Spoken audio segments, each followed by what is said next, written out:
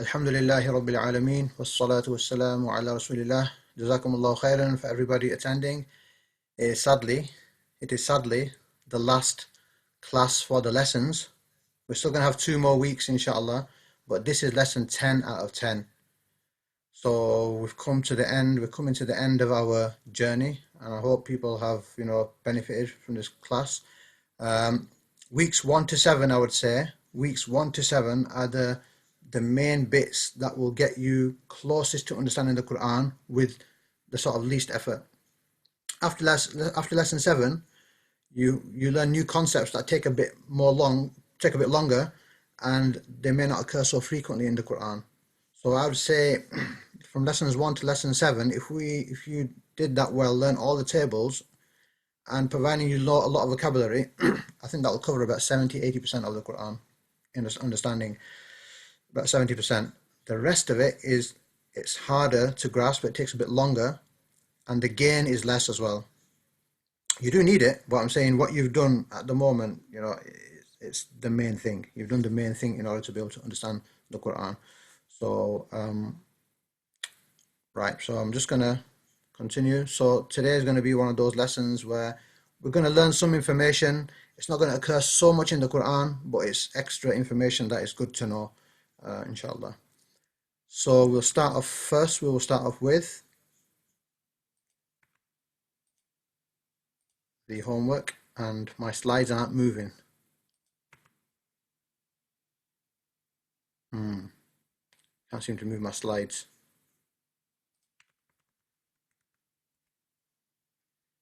Let's see if I can. Okay, alhamdulillah, it's working. Okay, so complete all 4 above tables for the verb kana. So it was just a matter of repeating what we did in the class, and just a matter of writing down the verbs that were already written in the class. So, Assalamu alaikum. Assalamu alaikum wa barakatuhu. Oh, they're frozen again. Okay, so this is the table for the verb kana in present tense. So yakuna, yakunani, yakununa. It's just a matter of learning. If you look at this 3M line here and look at this 2M line here, these are the most frequently occurring patterns, the masculine ones, and the main difference between the two is, or the only difference between the two is, the third person starts off with ya, and the second person starts off with ta. So takunu, you are, yakunu, he is. If you can grasp that and remember that, understand that, that will cover most of the present verb understanding in the Quran. So then we moved on to mansub, the mansub table. So the mansub table is basically the marfu table, except that you drop all the noons except the plural women. And the dhamma endings become fatha. So that only happens when one of these controllers comes before the default word. Yep. Okay. So when one of those controllers comes in front of these words, it changes it to this. The noons drop, except this one and this one, and the dhamma endings become a fatha. So the meaning is the same, but if you see yakunu in the Quran, if you see yakunu, it means the same as yakununa. It's just one of those mansubifying controllers came before it to cause the noon to drop. That's all. Then this is the majzoom table. So with majzoom, it doesn't become yakun, it becomes yakun. So takun, takun. All these ones here, the dual and plural, stay the same as the mansub table. So basically, if any of these controllers come in front of these words, it will make them look like this. The meaning is the same, but these are going to change. So it was just learning them, or being familiar with them, knowing that sometimes there's going to be some modification because a controller has come before the word. And this is the table for the imperative, the commanding verb or the bossy verb, where you are saying to a singular male, be, it's kun. Kuna is for two. Kunu is if I'm commanding you all to be. Kuni if I'm commanding a woman. Kuna if I'm commanding two people. And kunna if I'm just commanding the women to be. So that is the imperative form. And we worked out the equation, what we need to do to get to that. So that was the homework. Anybody got any questions with the homework?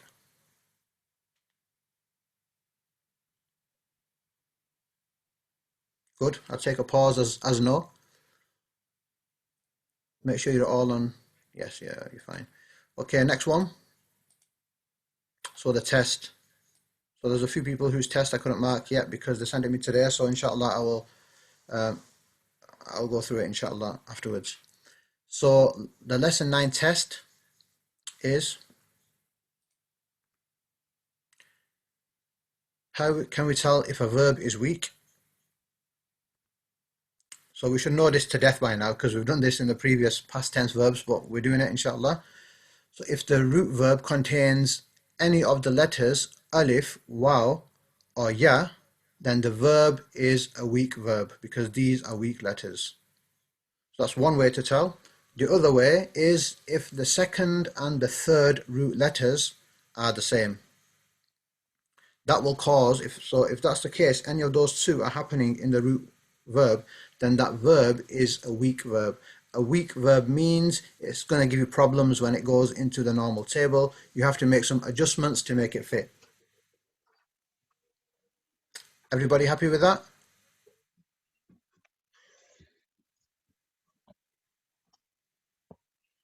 Okay. Nobody answering, so that's good? Yep.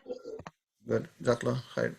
Translate the following words stating the gender and whether singular, plural, or dual. So, this is what we have.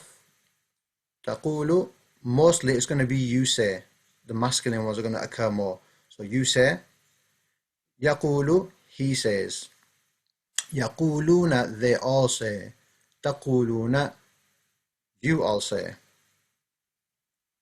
And then aqulu means I say, for masculine and feminine.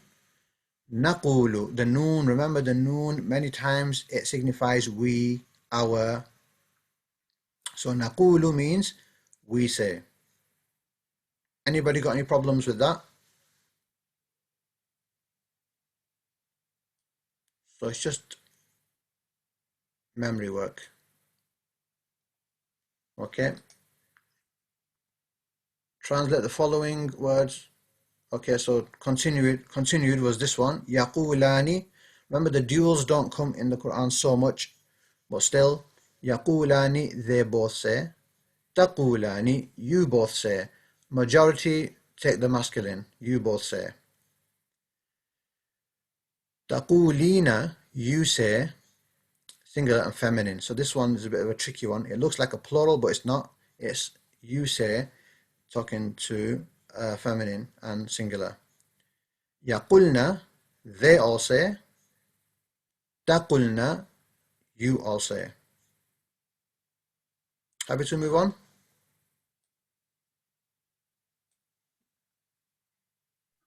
Yes. Thank you. So this is why, again, this is why we're doing all this. It's for this. It's for the Quran. So I will just go over these verses, inshallah. Starting with this one here. So, taquluna means you all say. You all say. Now, sometimes when you stick an a before a verb, or maybe even before another word, a normally signifies a question. So you're asking a question. Sometimes the word hal will appear, and that means also it's starting off a question. So in this one here, a is starting, it's asking a question. Ataquluna, do you all say? Ala, so over here is translated as against. Even if you translate it in your mind as on, and you understand the question, you'll automatically be able to adjust it and know that it doesn't make sense with when you say on and it just needs against. You'll still know what's going on, inshallah, even if you translate it in your mind as on. So do you all say ala Allahi, against Allah, ma, what, la, not, ta'lamuna, you all have ilm, alima ilm, you all know. So do you all say about Allah what you all do not know? Happy with that one? Anybody stuck? Yes, Ustad. You stuck? No, we're okay. Okay. So next one. Fine. So next one, here we go, look at this one. Waqulu. So it's a command here. Waqulu. Look what's going on. The noon is not there because it's in majzoom mode. Waqulu. It's majzoom because it's a command. Remember, the command has to be in majzoom, jussive mood. So waqulu, you all say. Linnasi, to people. So you all speak to people. Husna, kindly. So you all speak to the people kindly. Okay? Next one. Fala. So no. Yeah, so not. Taqul. Taqul is majzoom because the la made it majzoom. It would normally be taqulu. You say. But when you're saying la, la is a majzoom controller. It will make the next verb majzoom. So that's why it's not going to be taqulu. It's going to be taqul. So fala taqul. So do not say. La huma. To both of them. To huma. Huma is them two. Uff. So do not say to them both uff. Yeah. And last one. Wala. And not. And no. Aqulu. Wala aqulu. And not I say. So I do not say lakum, to you all. Inni. So inni by itself means indeed, I. But in the translation, maybe to make it sound a bit easier in English, they've put it as that. Most of the time it's that, I, in the translations that I've seen. Over here in this translation from the book, it doesn't even say that, it just says I. So I do not say to you all that I am an angel, Malak. Yep. Brother, can you just explain the second one again, please? Waqulu, how do we know who this is referring to?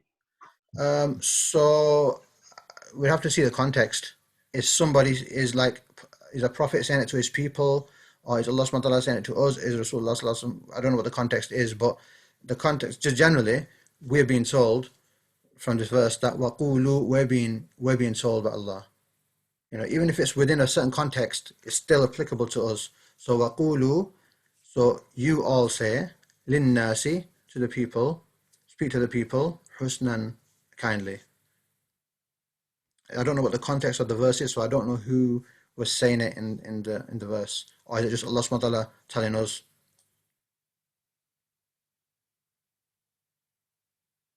So can inni be surely? Yeah, indeed or surely.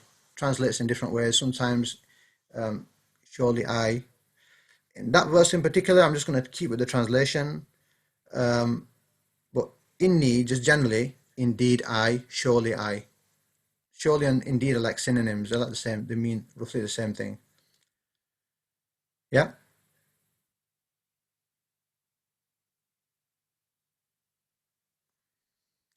Everybody's in shock today. Nobody's saying anything. It's the last lesson, everybody's in shock. Okay, so next one.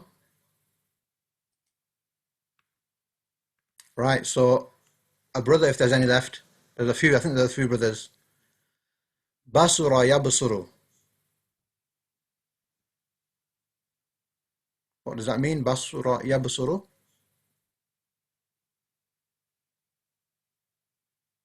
Abdullah. No? No brothers? Okay, anybody, sister. Basura yabsuru? To see. To see. So it's like he saw, he sees. Okay. Do we have a brother for the next one, or is it going to be a sister again? Okay, anybody. Is it to reward? Word. So to reward, to recompense. So he rewarded, he rewards 49 times. That's where we get Jazakallah khair from, Jazakallah khair. And Basura 41 times. So when I put these numbers, it means not just that particular word, but that particular root word in its different structures, roughly as well. Okay, sister, next one. Ja'a yaji'u. To come. To come. إذا جاء نصر الله والفتح. 238 times. So that verb is very important. A brother, if we can. حكم يحكم. To judge. To judge 114 times.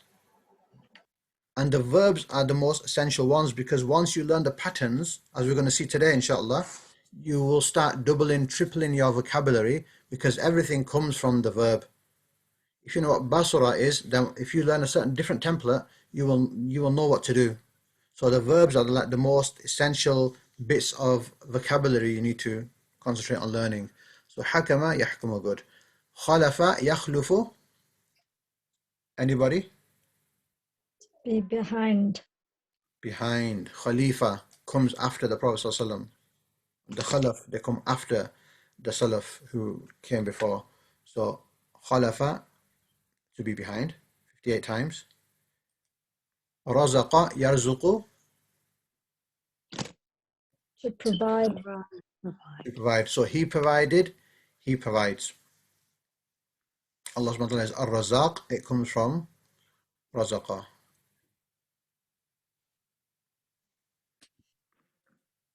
Next one is Raja'a yarji'u. To return. To return. 104 times. Rahima yarhamu. Somebody else? Merciful. To be merciful. So he was merciful, he is merciful. 551 times. Ar-Rahman, Ar-Rahim. Ra'a yara. To see. To see. 109 times. So essential to learn these words, because if you know the structure of the Quran, the Arabic language, if you don't know the word, because you didn't learn the vocabulary, then you're not going to know what the sentence means. So when I said about Ar-Razzaq, it's a bit different, but Razaqa is in there. It's a bit different. It's another verb form as far as I know. Just wanted to clarify that point. Sadaqa yasduqu. To be truthful. To be truthful. Abu Bakr Siddiq radiallahu anhu. So to be truthful, okay. Next one, Sabara yasbiru. Patient. Patience. Sabrun, we know that one, yeah? So he was patient, he is patient. Shahida yashhadu. To witness. Witness. To witness. I just want to see what time Maghrib is today so I can sort of log off at the right time. Inshallah, let me just check. 8th today? 8 o'clock here. 8 o'clock Mine's here. coming already. Oh, is it? Okay then, yeah. If you need to go, we'll just go in about a few minutes, yeah. We're just going to do about 3 minutes and then inshallah we'll go. Inshallah. And then about 15 minutes. Right, so quickly let's just see if we can get something in first. Right, so this is lesson 10. There's two slides that aren't really part of this lesson really, but they're in there, so I'm just going to mention them inshallah. So this one here, all this slide is saying that the gender of the verb is going to match the gender of the noun, which is common sense. So ja'a means he came, and then rajulun is a man. So a man came. You're not going to say ja'at, because ja'at means she came. So that's all it's saying. It's all written in the Quran. I was going to take these slides out, but because they're already in your book, I've just put it there. It'll just maybe serve as some extra revision. So ja'a rajulun means a man came. Masculine verb, ja'a means he came, so it's matching with rajulun. And then this is a masculine word, al-haqqu. So if you want to say the truth came, you have to say it came, the truth, but it came has to be the masculine word. I think this is already straightforward. We've already been doing this in the lesson 5. So that's all it's just saying. It's just saying if a masculine word is going to be described by a verb, then the masculine verb has to be used. Ja'a. And we see the next one. A feminine word. This is sayyaratun, is a feminine word. A caravan or a car. So you're not going to say ja'a, it came, meaning he came. You're going to say she came. You're going to use the she came verb. So ja'at means it came, feminine, and then sayyaratun. This is just common knowledge from lesson 5, but I'm just mentioning it because it's in your booklets. Again, ja'at means she came or it came, feminine, and bintun is a girl. So you're not going to say ja'a bintun. Ja'a means he came. You're going to have to say ja'at, which means she came, and then who came? The bintun. So again, as long as you understand ja'at means it came, sayyara, caravan. A caravan came. Ja'at bintun. It came, a girl came. Hello? Assalamu alaikum. I was asking, which street is it again? Blenheim Gardens. Oh, sorry. Was that to me or is that to you? All right, okay. Right, so Brother, that's can I all. just ask, Yes. can I ask a question? Yeah. You know, sometimes the past verbs are translated into present verbs in the Quran as well, and you did it on the previous slide where it said ja al-haq.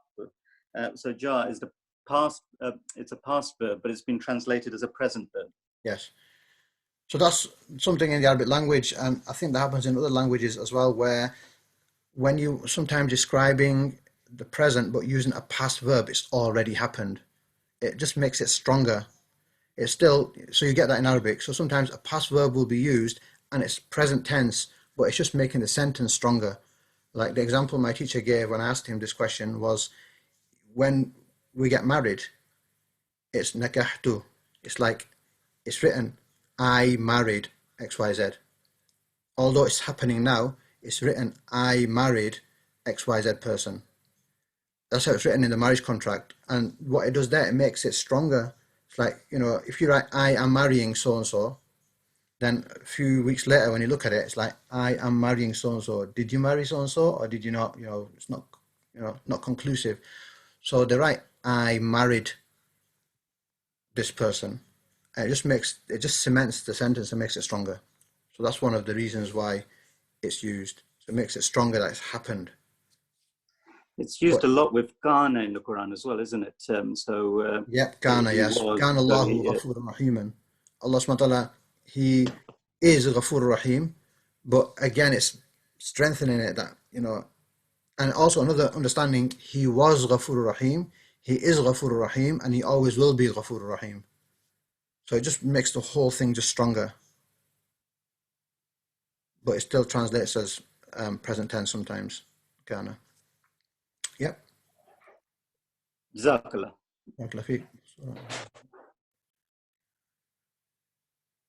Okay, so I think it's time for Maghrib, and then we'll, inshallah, after Maghrib, we'll start on our last section, inshallah. Okay, I'm just going to pause it here. Subhanakallahumma wa bihamdika ashhadu an la ilaha illa anta astaghfiruka wa atubu ilayk. Alhamdulillahi Rabbil Alameen, wassalatu wassalamu ala Rasulillah.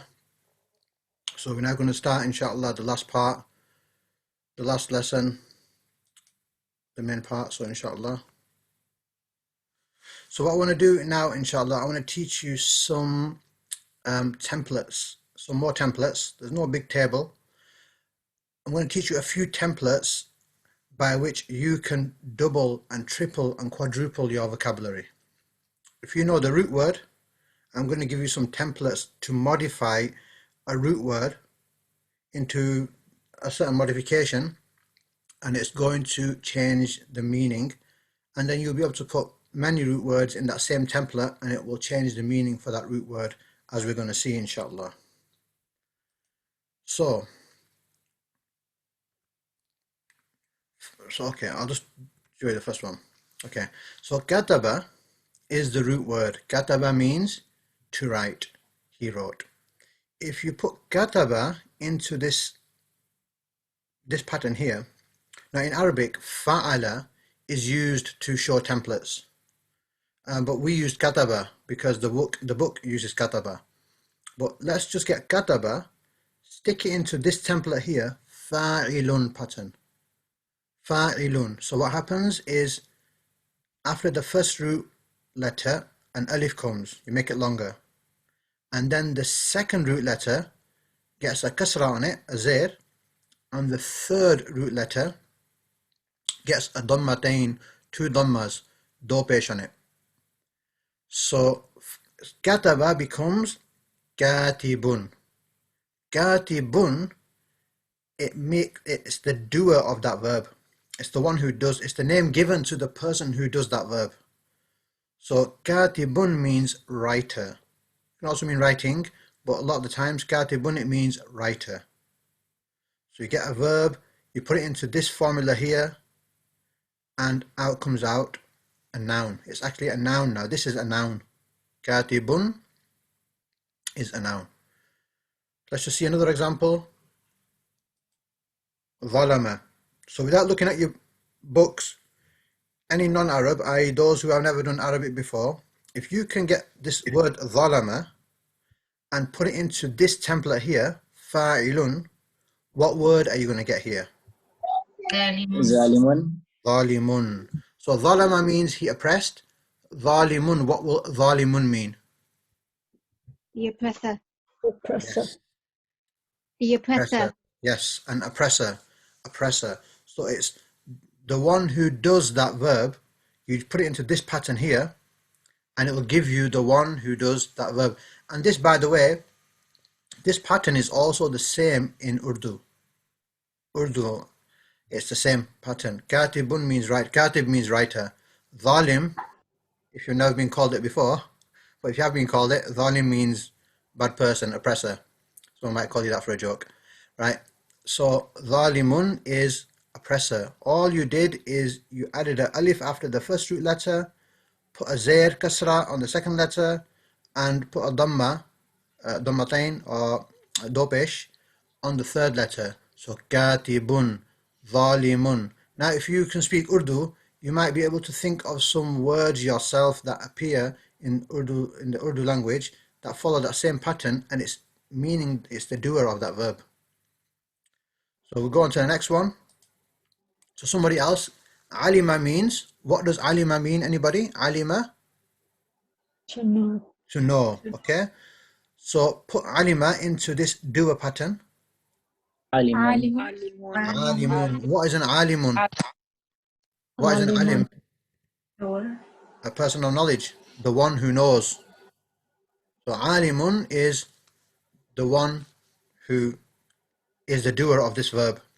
So alima means to know. Alima is the one who knows. So the man of knowledge, a person of knowledge. That's where you get alim from. That person is an alim. It's alima, alimun. We just stop there. We say zalim, alim. But really, grammatically, it's zalimun, alimun.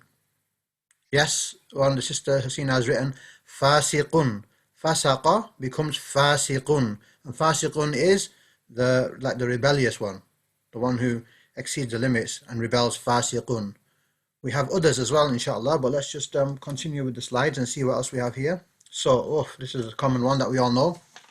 Kafara. Kafara means he disbelieved. So how do you say the one who disbelieves? Kafirun. Kafirun. That's it. So what you can do now, that's like the most important sort of pattern for this lesson. This one, remember this one, look, 135 times Kafirun comes in the Quran, roughly. Zalimun, 124 times. Alimun, 17. Katibun, 7. And the thing is, this pattern can be applied to the verbs that we've done. So, Ja'ala means to make. How do I say maker? If Ja'ala means Ja'ilun. Okay? Jama'a means to gather. So how do I say gatherer? Jami'un. Exactly. Qatala means he killed. How do I say killer? Qatilun. Qatilun. So already, whatever root words you have learned so far, majority of the regular ones anyway, immediately, if you know 20 verbs, your vocabulary from them now has become 40, because you can now transfer, you can change, modify a root word to make it the doer of that verb. So fataha means to open. How am I going to say opener? Fatihun, opener. Sami'a means to hear. How am I going to say hearer? Sami'un. Razaqa means to provide. How am I going to say provider? Raziqun. Raziqun. Ar-Razaq is another one, but for this particular one, Raziqun. And the last one that I want to talk about, and these are in Urdu as well, some of them. Khalaqa means to create. Khalaqa means to create. How do I say creator? Khaliqun. Exactly. So can you see how this one pattern has enabled you now to be able to translate many, many words so long as you know the meaning of the root word. Does the masculine and female form change? So for feminine it would be dhalimatun, alimatun, kafiratun, katibatun. You're just going to put tam al-buta at the end and it's going to become feminine. So if you're saying kafira, it's really kafiratun, it's feminine. The masculine is kafirun. So you just stick a tam al-buta at the end of all these and it's going to change it into the feminine of that verb. Is that right, sister? With a fatha instead of the double pesh. Yes, it become dhalimatun. It become a fatha. That will become a fatha. Katibatun, dhalimatun, alimatun, kafiratun. Thank you. So you could think of other verbs that you know. You might even know some Urdu words. Like shahida means to witness. How do I say the witness? How do I say witness? Shahidatun. Yeah, shahidun. Witnesser sort of thing, yeah? The one who does the witness. So Shahid. the female would be shahidatun. Yes. And you get another one. You get dhakara. What does dhakara mean? Remember. To remember. So what does dhakirun mean? The person who remembers. Yes. So you know what zakir naik means now, yeah? Zakir. Zakir. The one who remembers. So it's just like that. Wherever you see this pattern, think about, if you know what the verb means, you've got the pattern. So remember fa'ilun pattern. Remember this fa'ilun, katibun, zalimun, alimun, fasiqun, fajirun. Happy? You're happy that I've grasped this lesson quite easily, alhamdulillah. Okay, that's good. The lesson's not over yet. But yes, this is one pattern. Happy to move on? That's the one pattern done. Remember, if you know this fa'ilun pattern, you can transfer, you can transpose or whatever the past root verb into the doer of the verb. Abu Sarah, happy?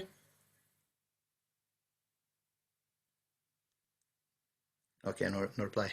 Happy. Happy, Yeah, we're happy. alhamdulillah. Okay, good, good. Right, okay, next one. Right, so this is another pattern now. So we've done that one. Fa'ilun, kafirun. As we get sadiqun, zalimun, zalimina, zalimuna. It's from zalim, which comes from zalama. Kafirun, kafiruna, kafirina. It all comes from kafirun, which comes from kafara. So this one now, this next one, is ism maf'ul. So this one, I think in English it translates as passive participle. So this is the pattern here, maf'ul. Maf'ulun it should be really, maf'ulun. So what happens, what is the sort of meaning of this pattern? Let's have a look. So again, our favorite word, which we should know what it means now, kataba. So kataba means to write. He wrote. When you stick it in this maf'ul pattern, what does the word become? Anybody? Without looking at your notes if you can. Just look at this maf'ul and fa'ala. What will kataba become? Maktub. Maktub. Yeah, maktub, maktubun. Maktubun. So the point of this, what this template does is it makes it that the verb is done to that thing. The name given to this thing when the verb is done to that thing. So maktubun is when kataba is done to something, so it means written. Maktubun means written. It's also the same in Urdu. This pattern is also happening in Urdu. So kataba is the verb. Maktub is when the verb has happened to it. So it translates as written. It's been written. So this is what the maf'ul pattern does. It's the application of that verb and the name given when the verb has been applied. Yes? Why would it not be maktub? You know, because Yeah, it is the maktub. example is maf'ul. Yeah, it is maktub. But really, I should have put a dhamma, double dhamma on there. With the grammar, it's Okay. maktubun. It should be Okay. maktubun. A good point, yeah. But you would, even in Urdu, you would just say maktub. And when they speak in Arabic, they'll say maktub. But really, it's maktubun. So I should have put a double dhamma on there. Let's look at the next one. And inshallah, we might know this word. So dhalama means he oppressed. Now put dhalama in this pattern. What word do you get? Mazloom. Mazloom. Mazloomun. And in Urdu we say mazloom. And what is mazloom? What does that mean? As in oppressed. So it's the thing that has the dhalama done on it. So the thing or the people that have dhalama done on it makes it the oppressed.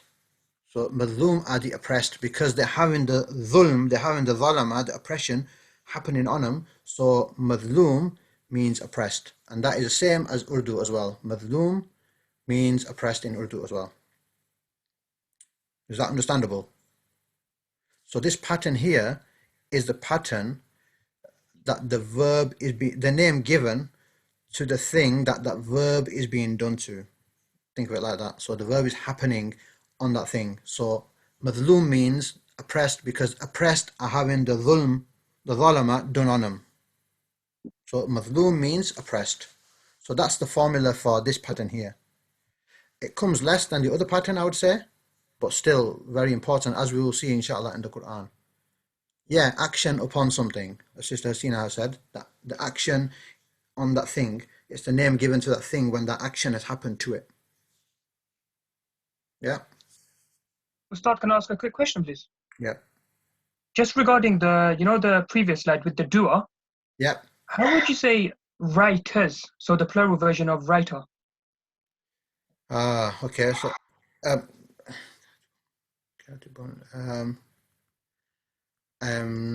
me just see. I'm not sure how you're going to say writers, whether it's going to break up or it's going to be katibun. I'm not sure whether it's katibun or whether it's another broken plural. I'll have to check. I'm not sure. Okay, that's fine. Jazakallah khair. Yes, somebody have something? Oh. Okay, let's do the next one. Alima. So our verb that we did in the previous slide But now we're going to apply it to this pattern here. So can somebody transpose alima to maf'ul, maf'ulun?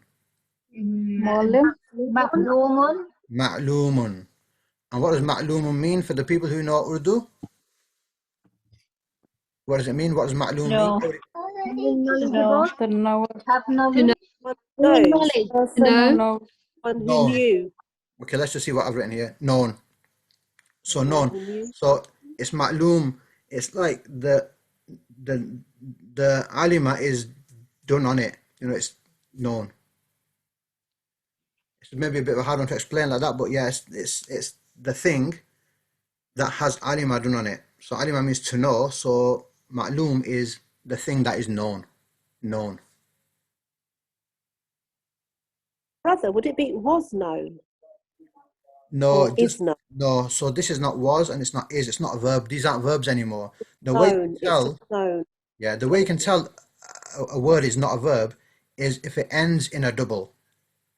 So if it ends in double dhamma, do pesh ai, or do zer, fathatain, kasratain, any double, the thing is a noun. So there's no verb going on. It's become a noun now. It's transferred to a noun. Or if a word has a alif lam at the start, like al, it's a noun. And also if a word has a kasra, a zer, it's a noun. Them are the three ways, as far as I know, to tell what is a noun. On the previous slide, though, wasn't it a writer or writing, which is a continuous verb? Let me just go back 1 second. So on all of those, it was the like an oppressor or a writer or a man of Yes, knowledge. yes. Also the present continuous form of the verb, writing, oppressing, knowing. Yes. It still classifies as a noun in Arabic. So it still classes as a noun in Arabic, but yes, it's maybe sometimes going to mean writing depending on the context. But it still classes as a noun in Arabic.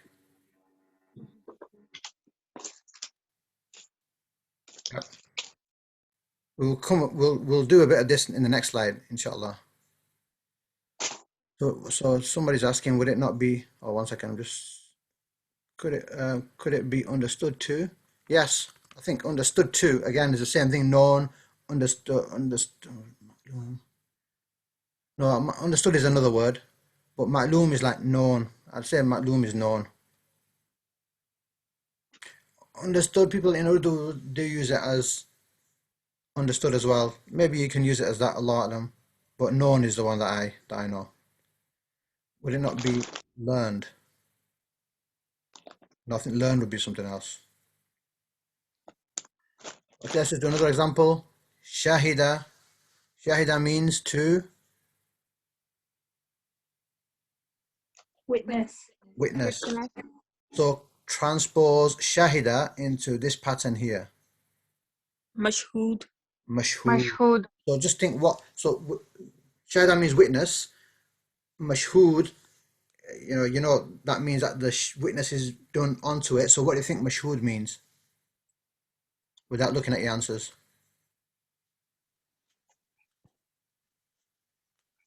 Mashhudun. What is witnessed? Witnessed. Okay, so witness. So it's having that shahida, it's having that witness done on it, so it's witnessed.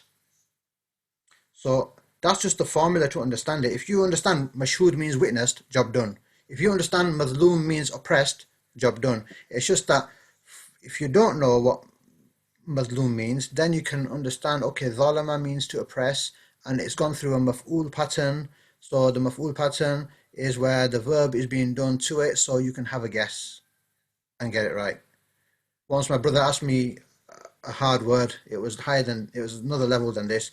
He asked me a really hard word, and I never heard of it in my life.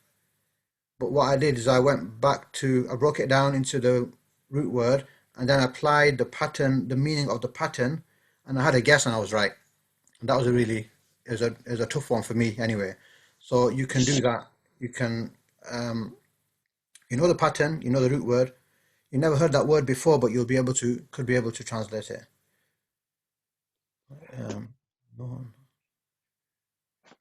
So One second, I'm seeing a question here. Well, I don't know about the, would known be an abstract noun? I don't know. I just know in Arabic it's just a noun. Sorry, I don't know what abstract noun is. For example, it is known that Salah should be read in Arabic. Allah, I don't know about that one. iPhone 4S, 6S had a very good question. I don't know the answer. Right, okay, so this is the verb. Maf'ul is the verb for when the verb is done to the thing. Like, for example, karaha. What does karaha mean? Karaha. Anybody know? Karaha? Karaha means to hate. So put karaha in this formula here.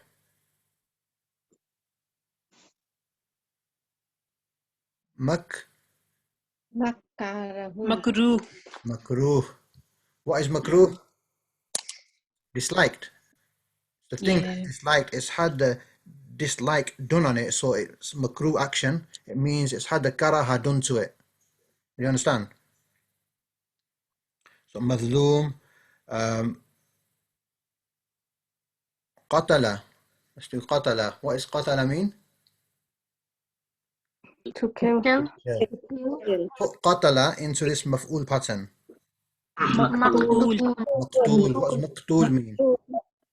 The person who was killed. Pretty much, yeah. Killed. The one who's killed. And khalaqa. Let's do khalaqa. Khalaqa means? To create. To create. Create. So put khalaqa in this pattern. Makhluk. Makhluk. And we all know what makhluk means. What does it mean?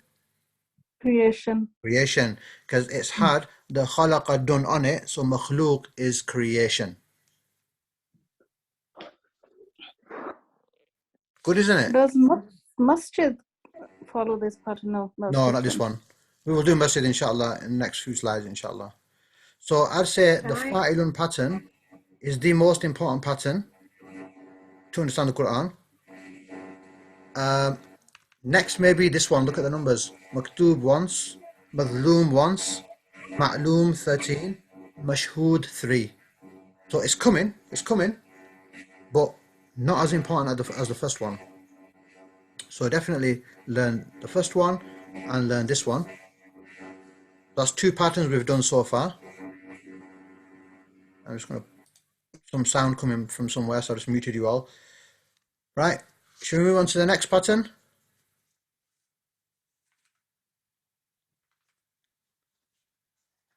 Yep. Yes. Okay, so this should have now maybe tripled our vocabulary if we know the root word, because now you've learnt fa'ilun pattern and now you've learnt the maf'ulun pattern. Now you can go and look at those verbs yourself and see if you can transfer them over and see if you can understand it. Right, so they're getting a bit trickier now. This one's going to be a bit trickier. So this is masdar. Masdar is the verbal noun. How do you get a verb like remember and then change it so it becomes remembrance or remembering, speaking? So you're not saying he spoke, you're not saying he speaks, you're saying the verbal noun, you're saying speaking, you're saying the actual happening of the verb. It's called verbal noun in English, and in Arabic it's called masdar. So it's the happening of the verb, as we'll see inshallah. Show you some examples inshallah. Present, it's not a verb anymore. So it's mostly going to be happening maybe in present tense, but it's not a verb anymore. It's actually a noun. So there's not only one pattern though for masdar. What it is with masdars, with verbal nouns, is each verb that we've done so far, the 3-lettered verbs, each one of them comes with its own pattern. Now there's maybe about 4 or 5 main patterns. It's going to be one of them, but you wouldn't know unless you learnt it with the verb. So really, if you want to learn a verb in Arabic for this level, it would be kharaja, yakhruju, and then the verbal noun pattern, because you won't know it unless you learn it with the verb. You can guess, you can try, but you wouldn't. There's no formula. Like there's no formula with the third letter, the vowel on the third letter of a present verb, which we've already done. There's also in this one, there's no pattern that is fixed for a particular verb that we've done so far. There's about 4 or 5 different patterns, and maybe one of them is going to match. So kharaja, the verbal pattern for kharaja is maf'ulun. The verbal pattern is fu'ulun. So khurujun. Khurujun, it means going out, leaving. So kharaja means he left. Khurujun means the noun happening. Normally, an ing or an ans at the end of the verb in English will give you the verbal noun. So kharaja, he left. Khurujun means leaving, going out. Let's just do another example, because it's good to, I think, give a few examples first. So dhakara. So dhakara means to remember. The masdar pattern for dhakara is fi'lun. So can anybody transpose dhakara into the fi'lun pattern? What will it become? Zikrun. Dhikrun. We all know what dhikrun means. Dhikrun means remembrance. So it's not he remembered, it's not he remembers, it's the verbal noun, it's become a ism, it's become a noun. Dhikrun, it's the action, it's the verb happening, remembrance.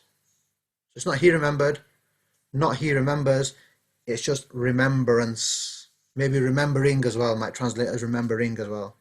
It's not somebody doing it, it's just the name given to the happening of the noun, verbal noun in English, masdar in Arabic. Let's give another example. Sabara. Sabara means, what does sabara mean? Patient. Patient. So he was patient, yeah? To be patient. Now sabara has a masdar pattern of fa'lun. Fa'lun. So transpose sabara into fa'lun. What do you get? Sabrun.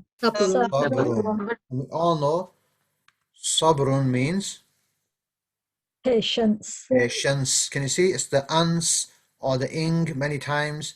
So it's not he was patient. It's not he is patient. It's the actual happening of that verb, patience, verbal noun. Sabrun. That's why we say sabr, but it's really sabrun or sabr. If you want to stop, if you want to make the ending sukoon, then khuruj, dhikr, sabr. You'll say it like that. But really it's khurujun, dhikrun, sabrun. Sabrun jameel, beautiful patience. So it's patience. So these are from maybe the most common masdar patterns. We've got another one, I think. Yes. So basura. Basura means To see. to see. So the masdar pattern of basura, you wouldn't know it unless you figured it out yourself from the Quran. You might know of a word, but you might know of a word that comes in the Quran and you say, oh yeah, I know it. But otherwise, there's no formula. You just have to learn it with the verb. Okay, you could have a guess. One way is if you see basura like this in the Quran and it has a double dhamma on and it looks a bit different, it's maybe a masdar. So basura. Okay. Basir on something else. Fa'alun. So transpose basura into fa'alun. What do you get? Basarun. Okay, and what do you think basarun means? Seeing. Seeing. Okay? Seeing. So this is what you have to, okay, and maybe these are the most common for occurring patterns. So if it's not fu'ulun, it might be fi'lun. If it's not fi'lun, it might be fa'lun. If it's not fa'lun, it might be fa'alun. Are there only 4? I think there's more than 4, but maybe the book. Yes? How do you know which pattern to use then? Fantastic. How do you know which pattern to use? Anybody give me the answer. You don't. It's already written in the Quran. Learn. Yeah. The ending. You don't know what pattern it is. You just have to learn the template for the pattern. So you have to learn the masdar for the verb because you don't know which pattern it is. Maybe most probably one of these patterns, but you have to learn it with the verb. So a proper, like a student, if he wants to learn a verb, he will go kharaja yakhruju, the dhamma faru, kharaja yakhruju khurujun. You just have to learn it with the verb, and that's how you're going to know it. You can maybe have a guess. You can think about a word that appears in the Quran that fits one of those patterns, and you can maybe figure it out sometimes. You can tell it's not a verb because it's going to end in a double dhamma. If it ends in a double, it might end in a single one, then you're going to be a bit stuck. But if it ends in a double, you know it's a noun straight away. If it starts off with an al, it's a noun straight away. It's not a verb. We've come out of verb land. We've come into noun land. If it has a kasra, it's a noun. Yeah. So you wouldn't be able to tell, but this is showing you that these patterns do exist, and you would have to learn. So for dhakara, you would say dhakara, yadhkuru, dhikrun. You have to learn those three really. It's 3 words you have to learn in the vocabulary to master that word.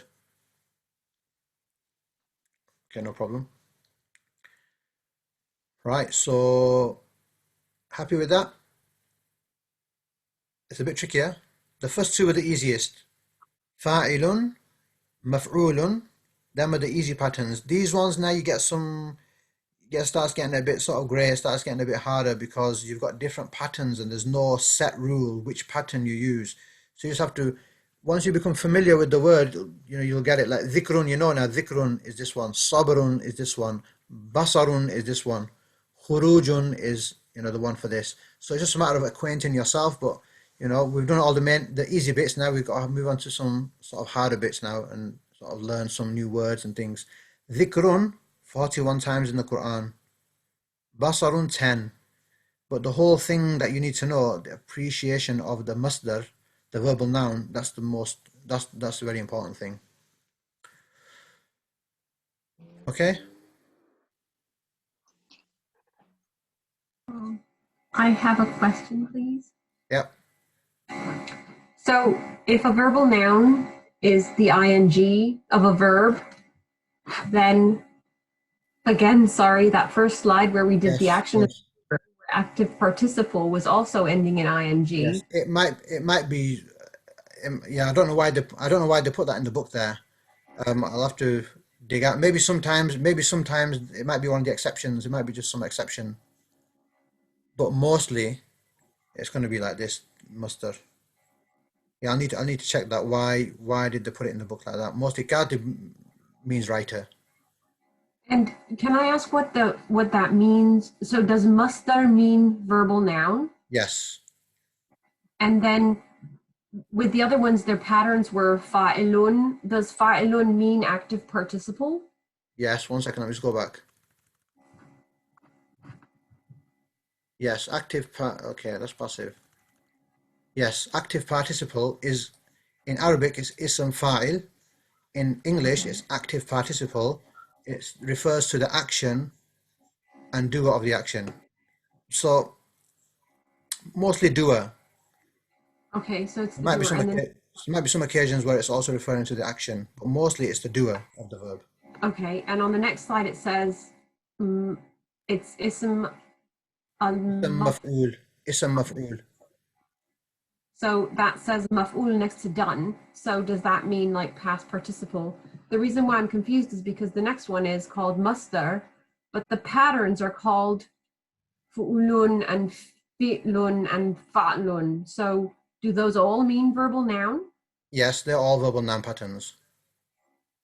But the words themselves, it means verbal noun. Yes. So this one, ism maf'ul, this is passive participle, used when the verb is done. Right, so the verb is done to it. So written, oppressed, known, witnessed. And then this one here is not all the patterns, but maybe some of the main patterns that will transpose the past verb into a verbal noun. But do those patterns actually mean a word? Does fu'ulun mean something and fi'lun? Fu'ulun, it means, these are just, so these are just 3 letters that are given as an example template. Fu'ulun, fi'lun, Okay. they might not all mean something. It's just a pattern to show you what you need to put this verb in, what pattern you need. It's just a pattern template. Okay, thank Some you. of them, like the real masdar for fa'ala, I don't know what it is. Fa'ala yaf'alu. Maybe it's fi'lun. Maybe that's the real masdar for fa'ala. But it's just used as a template to show you what needs to be done to this verb to make it into there. Okay, thank you. Okay? Yeah, fa'ala means to do, yeah. But as we were saying, we're just using it as an example, showing all the different, you're just showing it so that you can, you know how to transpose this one into that one by putting it into this fa'ala pattern. We have to put some word there. We could put kutubun if we wanted to. We could put kufurun or dhulumun, but we just put fu'ulun, because the templates in Arabic, they are shown in the fa'ala using the verb fa'ala a lot of the time. Brother, then the meaning on the side, the English meaning to going out and leaving was, what are these words then? So that's the meaning of khurujun. Going. Yes, because kharaja means to leave. So khurujun means leaving, going out. All right, okay. Dhikrun means remembrance. Sabrun, patience. And basarun, seeing.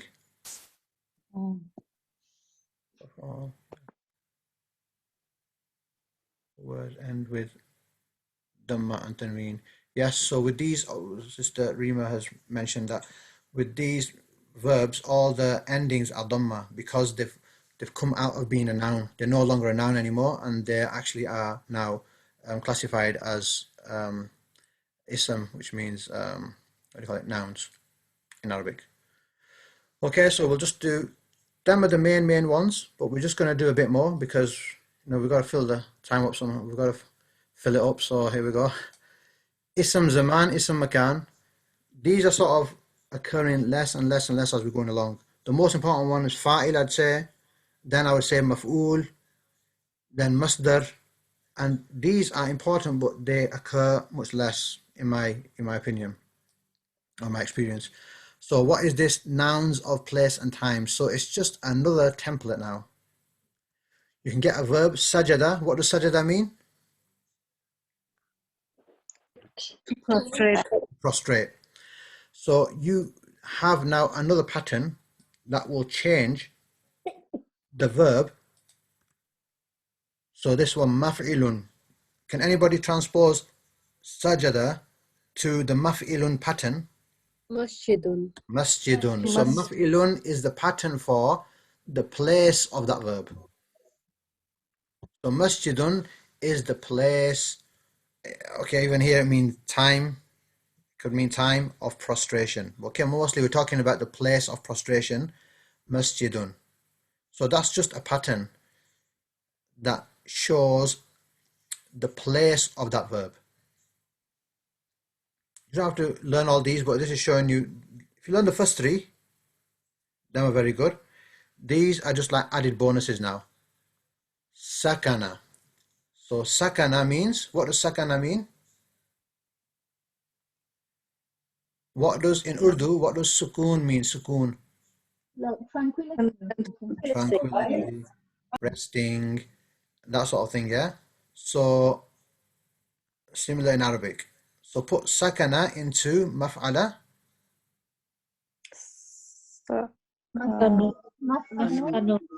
Maskanun. And maskanun is the place of sukoon. The place where you have sukoon, the place of rest, the place of tranquility, for example. So maskanun. So what this slide is showing you, there's another one. What this slide is showing you, there are a few different patterns that convert a past verb, root word, into the place where that root word happens. So this pattern here transfers sajada into masjidun, and masjidun is the place of sajada. This pattern here, sakana, maskanun, is a place of sakana. It's a place of resting and a place of tranquility. So how would you know? Yeah, you would just have to learn that masjidun is the place where sajda happens, but this is the actual pattern in between going on. So there might be other words that you see and they have the same pattern as masjidun, and then you might say, oh, this is the same as masjidun. So as long as I know what the root word means, this is most likely the place of this root word. So again, these are just information for you, and don't worry if you don't get it. It's pretty much the ending of the last lesson, nearly. So let's do this one. Darasa. What does darasa mean? Darasa? To study. To study. So the pattern for the place, well, the pattern for this one is maf'alatun. So there's different patterns. Maf'alatun. So transpose darasa into maf'alatun. Madrasatun. Madrasatun. So madrasatun means the school, or the masjid, the place, well, the place where the darasa is done.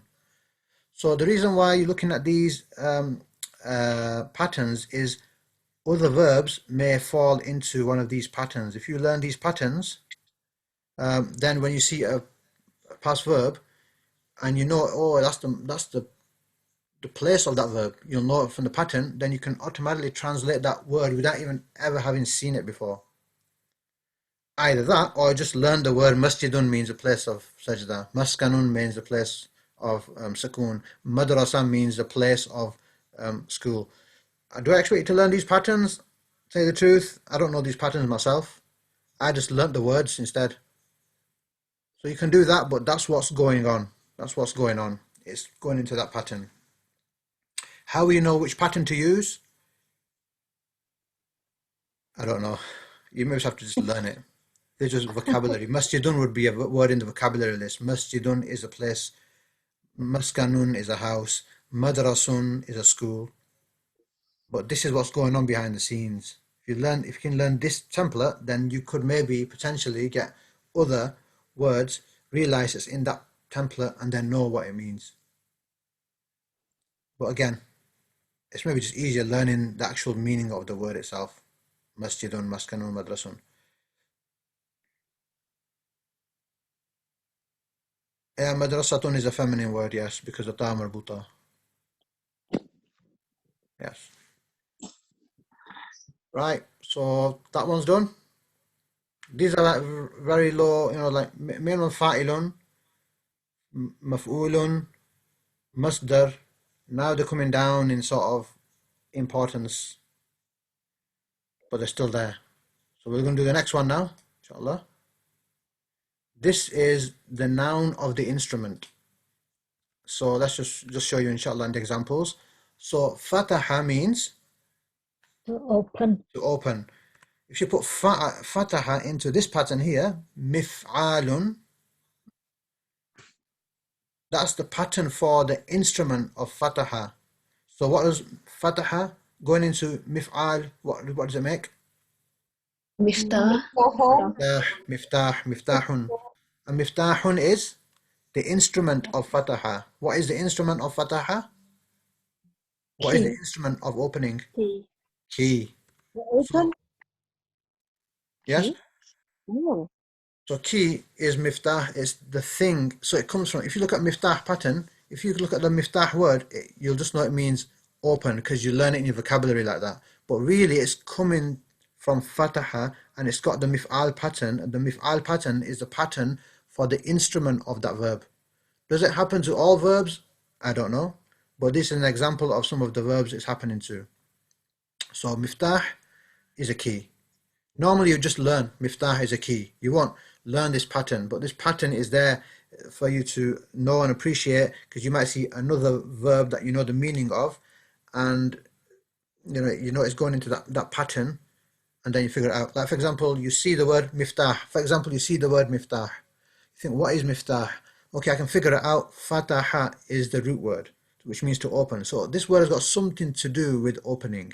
Oh yes, mif'al is the pattern for the instrument of the verb. So mif'al means the instrument of opening, so key.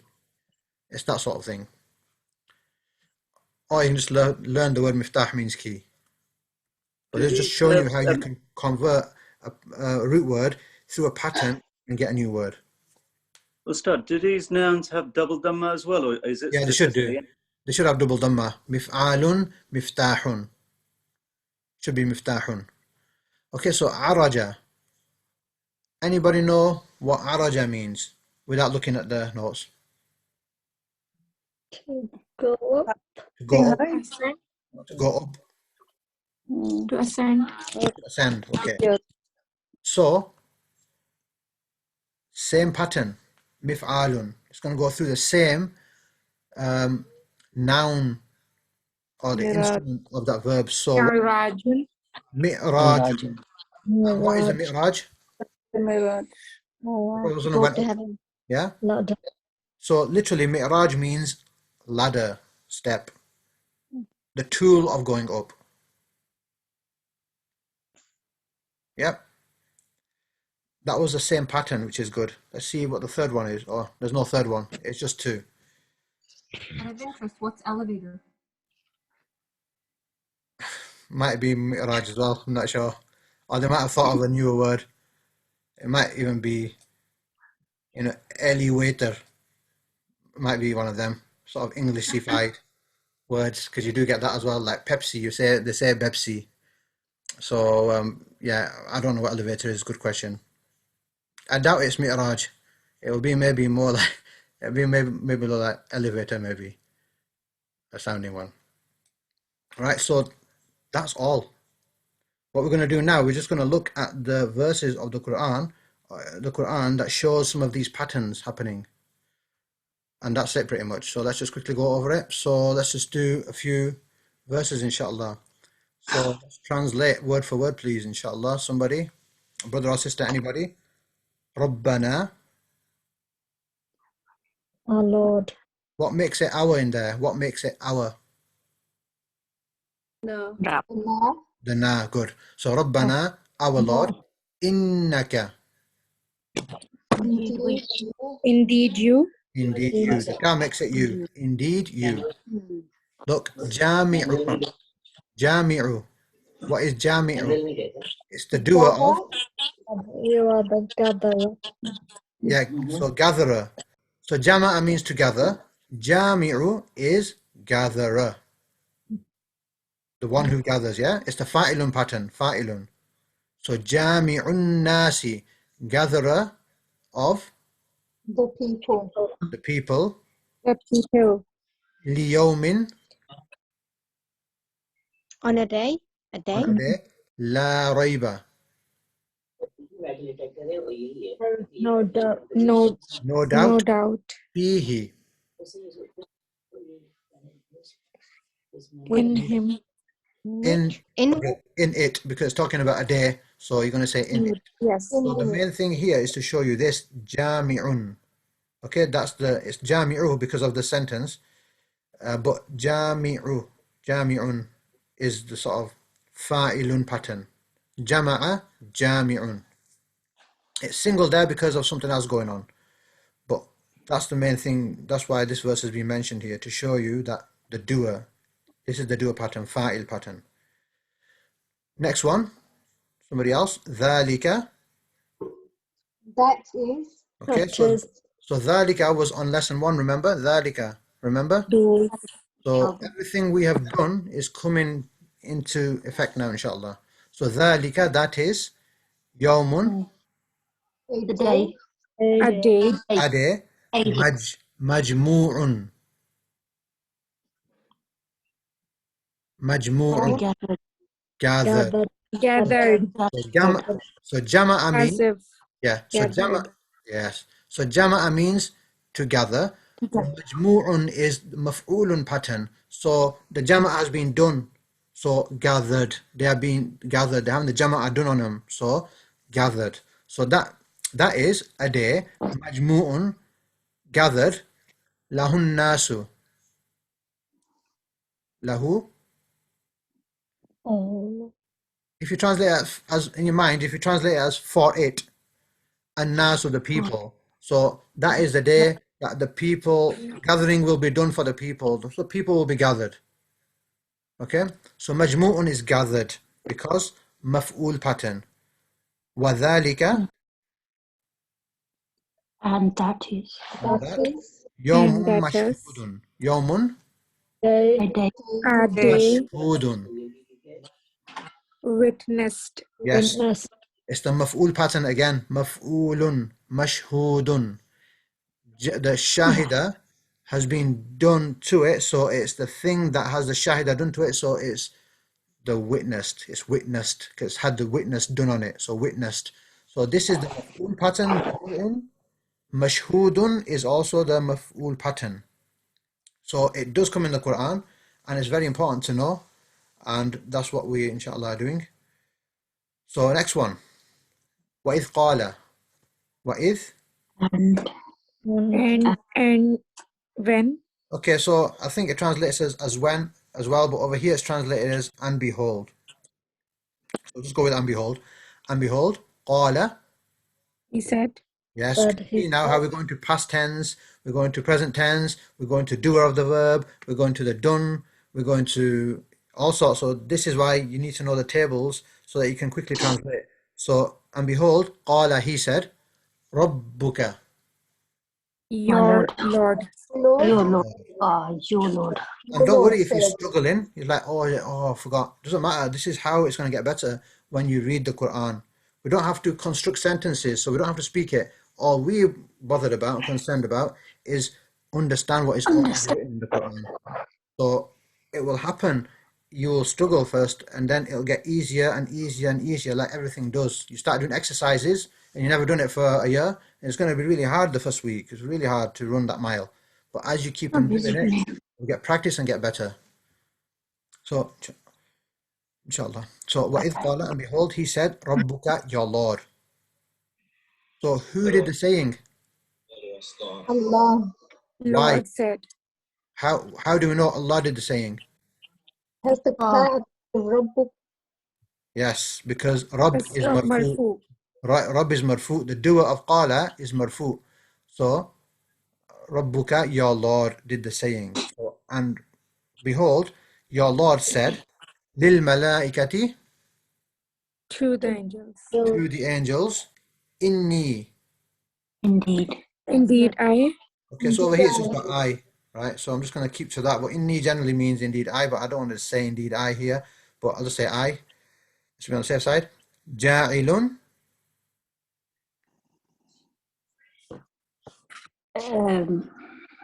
So what does ja'ala mean? Ja'ala. Ja'ala is a root word here. To make. To make. To make. So ja'ilun literally by itself, ja'ilun means maker. Okay, it's a fa'ilun pattern. Fa'ilun like qatilun, zalimun, fasiqun. So ja'ilun, maker. Literally. Maker. Fil ardi. In the earth. In the earth. In the earth. Khalifa. Khalifa. Yeah. Creation. Khalifa, yes. Okay, so وَإِذْ قَالَ, and behold, he said, your Lord said to the angels, I, Ja'ilun, going to make in the earth a Khalifa. Khalifa on the earth. So it won't translate here as maker, but the word maker has been used.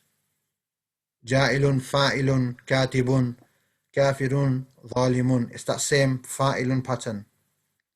Okay? Next one. Qulillahu.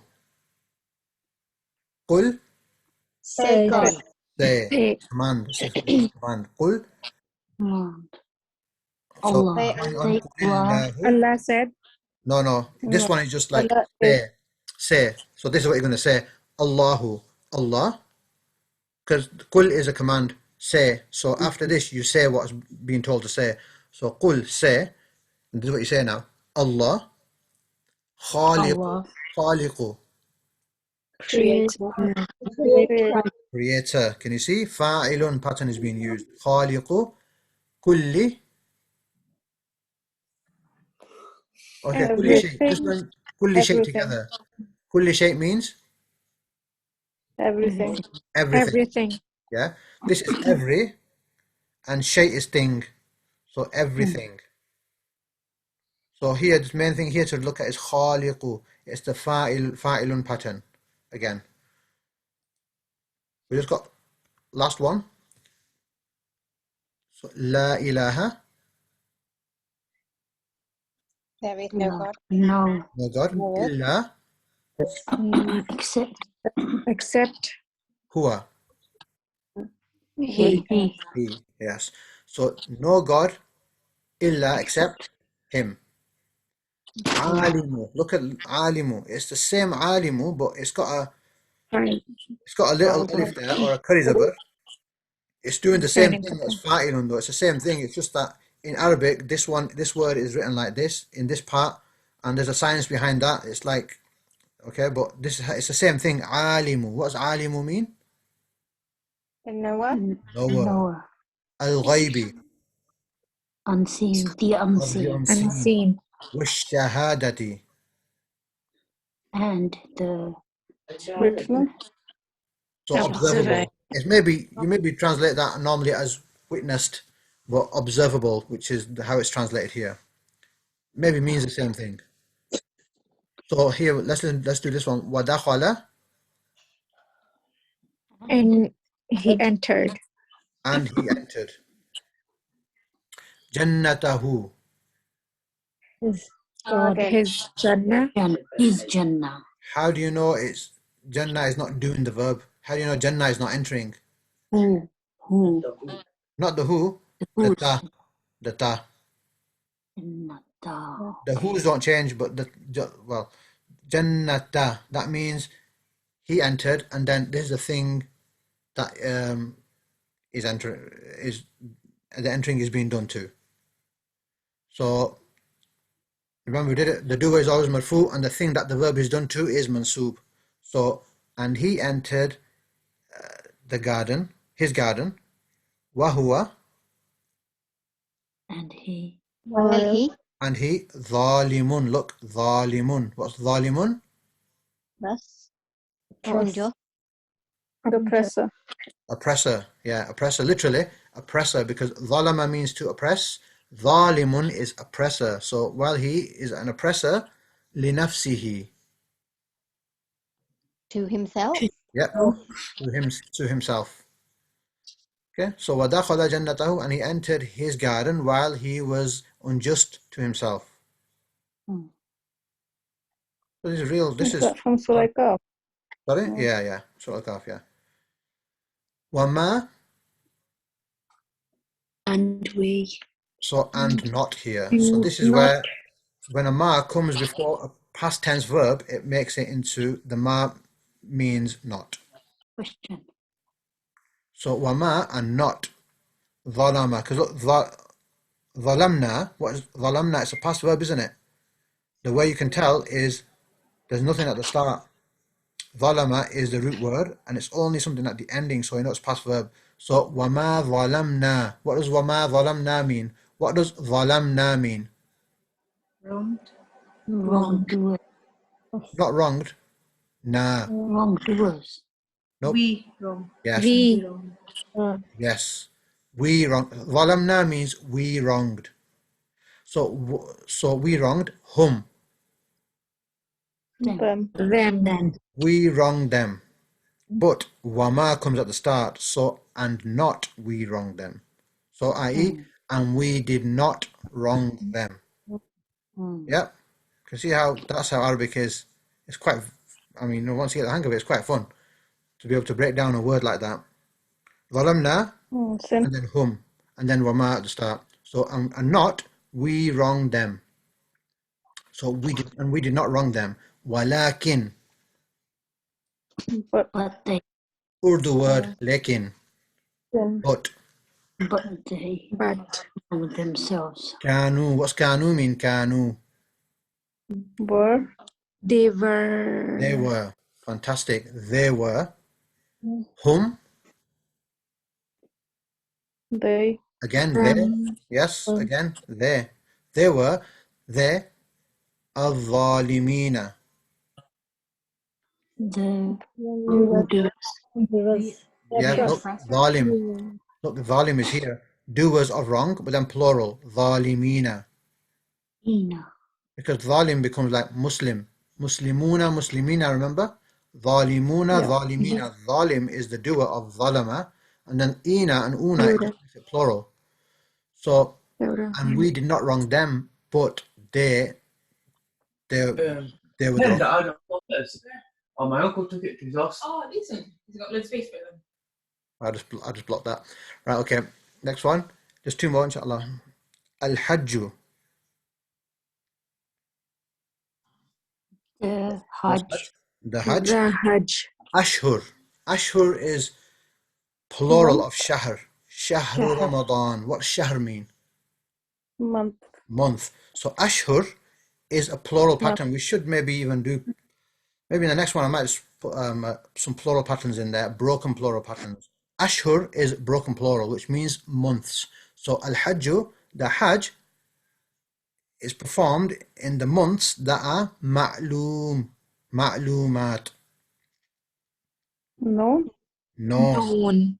Because alima means to know, and ma'loom is the maf'ul pattern, known. And it's only at because feminine. Ma'loomat. So ma'loomat means known. So al-hajj in the months that is performed in the months that are known, in the known months. And the last one, Urdu word. Well, yeah, exactly. malumat Yes. means knowledge. Ma'loom is an Urdu word. Makruh, I think, is an Urdu word. Makhluk is an Urdu word. Majmu' maybe is an Urdu word as well. Majmu', I think it is, yeah, majmu'. That's right. Majzoom, look, marfu, it's had rafa'a done to it. Mansoob, it's had nasab done to it. Majzoom, it's had jazm done to it. Can you see how that? Yes, yes. So marfu means raised because it's had rafa'a done to it. So rafa'a means marfu, rafa'a. It's the same maf'ul pattern. That's why if you learn the Arabic terminology, it all sort of jigsaws in later on. That's why I don't like the English terminology. Where's the verb performed in that sentence? Sorry, what is the verb for? Performed. Hajj is performed. That's just in the sort of the just the meaning. Embedded. It's in maybe in the context of the sentence. Al-Hajju, Hajj is in the known months, to be performed in the known months. It's just maybe just in the context of the sentence you'd understand it like that. It's applied. Applied, yeah, it's implied. Right. Inna. Indeed. Quran. Al-Fajri. Fajr. Yeah, the recitation of the Quran at Fajr time. Kana. Yes. Okay, is ever. Okay, literally kana means was, but sometimes it's, the sentence, when you read the sentence, you'll understand I can't say was there, or, it's maybe going to sound easier if I say is. Sometimes you can understand it from the sentence. So indeed, the Quran at Fajr, kana, is mashhuda. Witnessed. Witnessed. What pattern are we on there? Maf'ul pattern. It's going to be maf'ulan in this case because the ending is fatha, but it's maf'ul pattern. Mashhud. So witness, shahida, witnessed, maf'ul. So indeed, the Quran at the time of Fajr, recitation of the Quran at the time of Fajr is witnessed. By the angels. Yeah. Okay, so that is pretty much the end of. I'm not going to let you off that easy. Because you've got to come back next week, inshallah, because what we're going to do, we're going to go over. So you're still going to get vocabulary. You're still going to get a homework to do to make this, what you've learnt today, cement in, inshallah. And what we will do next week. But it's not going to be next week, Thursday. It's going to be next week, Saturday, because it's Ramadan, inshallah, next Saturday, it will be. So we will do it after, we'll do it 2:30 the class, 2:30 on Saturday. Most people said on the group that 2:30 is fine. So 2:30 on Saturday, it'll be recorded, inshallah. We will do lessons 8 revision, lesson 9 revision, and this lesson revision, just to get it all in our head, to catch up once again. And then the following Saturday, still in Ramadan, we will apply what we have learned in this whole course to our Salah. So we will break down the words, and I'll see how what you have learned now helps you translate the Salah, so that when you are reading the Salah and you know what the Arabic word means, your salah concentration is going to be easy to get. It's going to be much easier. And also with that, I'll do a little talk on khushu, the importance of khushu in the salah, the importance of concentrating in the salah. And then we hope that these word-to-word translation, I tell you what, I'm maybe a bit selfish. I know that when I teach the word-to-word translation, the salah khushu for me gets better. So I'm hoping to gain that betterness of khushu salah myself. And I know one way that happens is when I teach this class. So I'm just, trying to get some benefit out of it myself as well. Because we all need a reminder. It's difficult to always remember and concentrate in the salah. So I'm hoping this gives me a boost for Ramadan. And I hope it gives you all guys a boost for Ramadan as well. And after that class, it'll be job done. No more classes. We might, inshallah, consider doing a secondary class after Eid or some time where we go through the most prominent, the most frequently occurring phrases in the Quran. So just go over them, apply our knowledge to that, and let's just try and learn them. And then at least we're a quarter of the way to understanding the Quran better.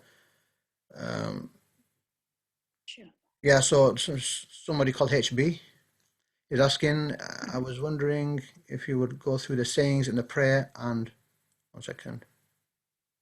and translation like Sami Allahu liman hamida. Yes, we will do that. We will do the word-to-word translation of the Quran. That's not next Saturday, the Saturday after, inshallah. Sorry, word-to-word translation of the Salah. We'll go through each word, inshallah. It won't be that deep. It'll just be according to my knowledge. So some words I might go a bit deep, other words I can't go so deep. So that's that.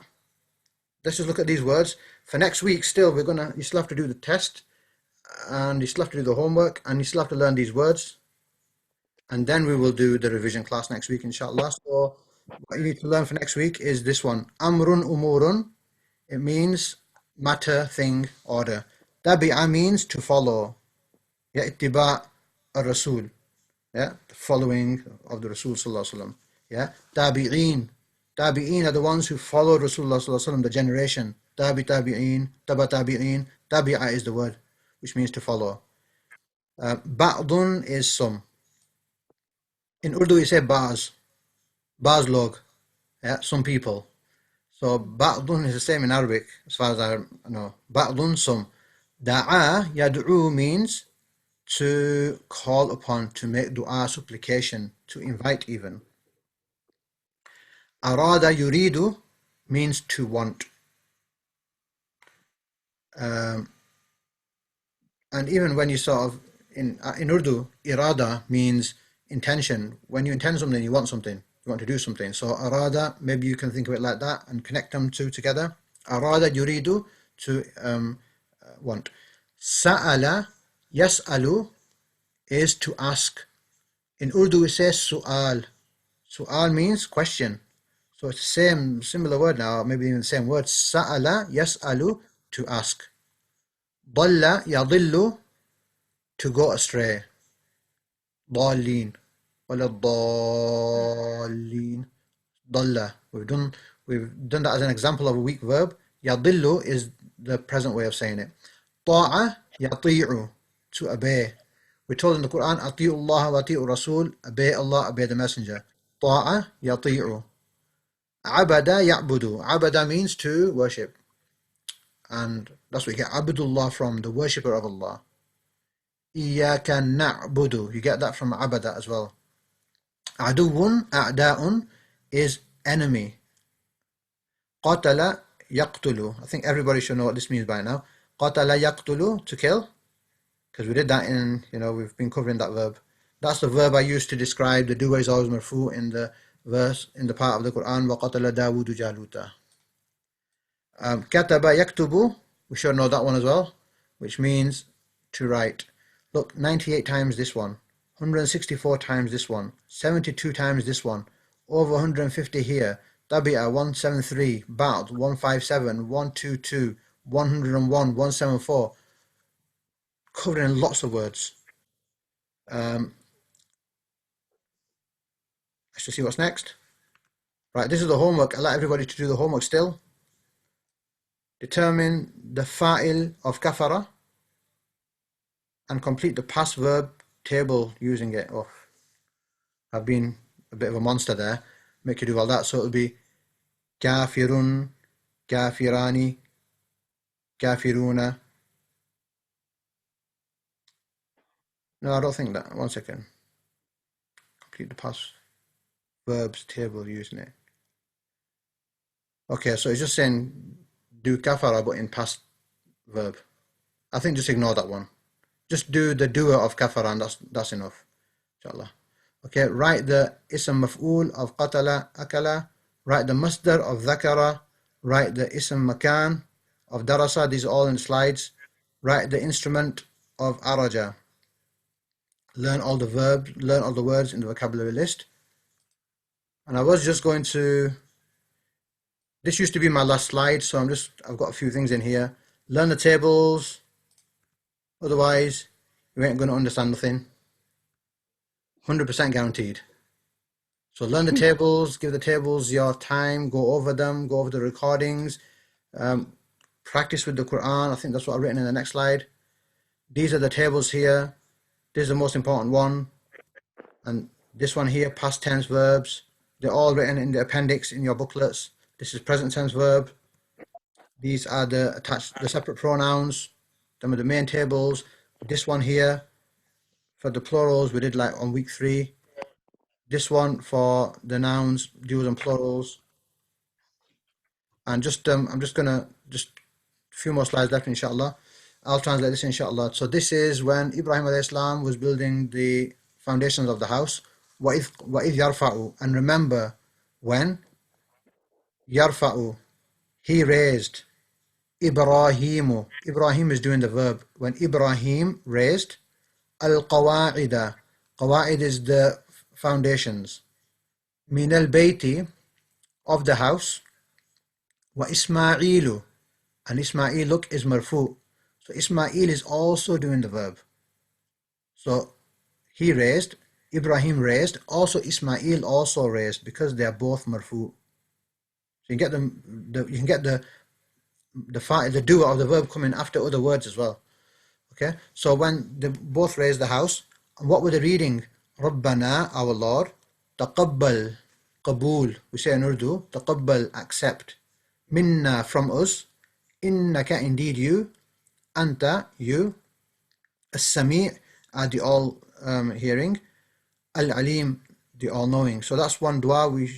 Let's read that dua, inshallah. Rabbana taqabbal minna innaka anta as-sami'ul alim. Allah subhanahu wa ta'ala accept everything that we have been doing, because that's the main thing. If Allah subhanahu wa ta'ala doesn't accept it, it's useless, gone down the drain. So may Allah subhanahu wa ta'ala accept from all of us. Amen. Subhanakallahumma, glory be to you, O Allah. Allahumma is just like Ya Allah. So subhanaka, glory be to you, Allahumma, O Allah, wa bihamdika, and I praise you. Ashhadu, I bear witness, and that la ilaha, there's no ilah, there's no God, illa, except, anta, you. Astaghfiruka, I seek your forgiveness. The ka is your. Astaghfiruka, I seek your forgiveness. Wa atubu, and I repent, ilayka, to you. And I think this is maybe the last slide. Keep a connection with the Quran. Read the verses regularly. Try to figure out the meaning. Read the Arabic. Try to figure out the English. Go back, and that's what I was doing. And then it gets better and easier and faster, and then it becomes real time with the imam. You can understand many verses. The more vocabulary you learn, the more verses, inshallah, you'll be able to understand. The more you do this, the more words you will learn. Okay. To make further use of your knowledge. Yes. So this is a very important thing. This course, okay, we're going to do a revision next week, and then after that we're going to do the Salah translation. But after that, I'm going to give you the PowerPoints, presentations. I'll give you all the PDF tests. You'll have my support, inshallah. Teach your families, teach your kids, teach your husband or your wife, teach your cousins. You know, one brother, he's one of my students, he's got his nieces and nephews together. If he's listening, he knows who he is. And he got his nieces and nephews together, and they're doing it. And, you know, he gathers his family. So teach it, because when you teach it, you'll learn another 40% of what you know now. When I started teaching, I maybe knew about 60% of what I know now. because people ask you questions, you have to go back to your teachers and ask, and then you look at the things yourself. You have to prepare. You have to learn and learn and learn. So you will get better and better if you start teaching it to your family or somebody. So do that, inshallah, and I'll provide you the PowerPoints. May Allah subhanahu wa ta'ala accept all our efforts. And yeah, that was it, inshallah. So we will meet, inshallah, next week. Oops, 1 second. How do I screen share that again? Sorry, some of these pictures coming on. I just need to stop the video. Right, yeah, so may Allah subhanahu wa ta'ala enable us to benefit from this class, and I will see you, inshallah, next week. Jazakumullah khairan. Will this course have an advanced course? So the advanced course is I've not got the slides put into a booklet yet.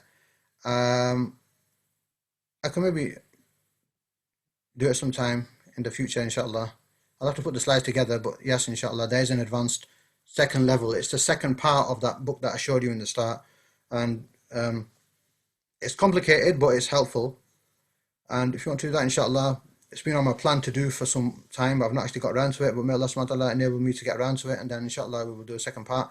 If we can't do that second part, then I'll try to put a second part up where we just go through the most frequently occurring verses in the Quran or most frequently occurring phrases in the Quran, so that it takes us a bit closer to being able to understand the Quran real time. So Saturday revision class will be Saturday 2:30, inshallah. 2:30, inshallah. Okay, it's Ramadan, inshallah. Of the book. Yes, I'll put the picture of the book in the group. It's actually in lesson 1 slides. So it's the picture of the group, the picture of the book. And the book is out of print as well. It's out of print. I don't know anybody that prints it now. But if you do want to see the book, it is on page 3. The first slide on the left, page 3. It's there. And but again, it's out of print, so you might be able to eBay a second-hand version or something. So could you confirm the date of that Saturday in Ramadan? So, okay, so the date of the revision class, inshallah, is going to be 17th of April. And then the Salah Khushu talk will be on the 24th of April, and then, inshallah, we'll be done. How many pages is the book, please? How many pages is the book? Let me just quickly check. Brother, can we not do the Salah before the revision? Yeah, because it's Ramadan coming up. I think put that as priority. I don't know what you think. That's a good point. That's a good point. Do you want to do that? Yeah. Then I think we'd end up forgetting a lot of Yes, what we've learned. please. Okay, Jazakallah khair. Who is that? Who gave that suggestion? Was there? Right, fantastic. That's a very good suggestion. If that's what you want to do, then inshallah that's what we'll do. Do you want to do the revision class after that then, or want to call it a day? Sure. Yeah. Yes, you want to call it a day, or yes, you want to do the revision class? No, do the revision class. After revision after, Okay, so that we can put priority for our Salahs. Jazakallah khair, that's good. That's a good point. It's a very good point. Yes, inshallah. So we will do that. We will do and the thing with the Salah translation is I'll just put out a little message, send that to anybody, because you don't have to have attended this course to listen to that talk. It'll be a talk, and even if somebody who hasn't done any Arabic, they might be able to pick up one thing, and that helps them switch on in their Salah, then job done. Something's, benefit. So I will send it out, and it'll be to anybody. Anybody can attend that class. If you've got family, you've got friends, you've got somebody who you think needs to benefit, anybody who studied Arabic before. But it will be geared towards the people who have studied Arabic, because I'll be going into the words and asking you guys, what does this mean, sort of thing. But anybody, inshallah, can attend. I'll put the information out on the group, inshallah. It's good to put it on your profile picture. Oh, yeah, that's a good idea. On WhatsApp? WhatsApp, yeah. That's a good idea, yeah. How many pages is the book, please? Oh, pages of the book. So the page is like double this course. There's altogether in the book, there's about 120 pages, 130 pages. But we've covered half of this book. The other half is the second part. But again, in the second part, you learn a lot and gain a bit compared to what we've already done. What we've done now, you learn this much, and you sort of be able to translate this much of the Quran. It gets harder, but obviously it's still useful and it's very helpful still. A lot of it's grammar as well. So it wouldn't affect the meaning, but it gives you an appreciation of grammar. So the second part consists of grammar a lot and some conjugation as well. Could you send us the first page of the book, the front, the cover, please? Yes, inshallah. I'll put it on the group, Picture inshallah. of it so that we can look around and see if we can find it. If you have the IBN or something number at the back of the book, then you can actually get it from Amazon, and if you put that number in. Okay, but I think they're out of print though. But I'll put that on as well, Yeah, inshallah. but they're secondhand. They're secondhand copies. You'll get them from there. Fantastic. So okay, I'll put that on as well, inshallah. And then if you can get the link and put it on the group, that would be fantastic, inshallah. Yeah. Assalamu alaikum. Would it be possible to do the Salah class on the coming Saturday, so that people can benefit from that extra week in Ramadan? You can do that if you want. I mean, this Saturday, come in. Isn't that what we decided? I thought we decided. I think that's what we decided. We've already decided that. Coming Saturday, so that people can gear up. Okay, so you mean the 10th then, yeah? The 10th? Yes. Okay, I'm fine with that. that. Coming Saturday. That's what we decided. Oh no, I was on for the 17th. Oh no, No, 10th this before coming Ramadan. Saturday. Okay, that's fine. We'll do 10th, inshallah. Inshallah. What am I doing on Saturday? I just need to check first. What am I doing on Saturday? Anything? Don't think I am. Okay. Oh, this Saturday, this coming Saturday, is it? I thought it was the 17th remain. Okay. I think everybody wants it to be this Saturday so we can benefit from the start.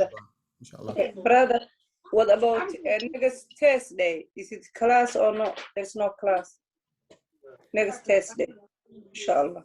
No, next Thursday there won't be a class. So the class now has changed to Saturday. So what we'll do, as a result of the khushu talk being on Saturday, this coming Saturday, what we'll do is your homework and your homework and the test can be done for the revision class, which is the week after. I won't be able to. That's fine. If you can't, no problem. But inshallah, so this Saturday, the 10th of April, the talk on khushu and the word-to-word translation of the Salah will happen at 2:30, inshallah. Inshallah. Yes. And then the following Saturday, we will do the revision class and go over the test, go over the homework, and then khalas, finish. Finish. Yeah. Okay. Okay then, jazakumullahu khairan. سبحانك اللهم وبحمدك أشهد أن لا إله إلا أنت أستغفرك وأتوب إليك. السلام عليكم ورحمة الله وبركاته. وعليكم السلام ورحمة الله وبركاته.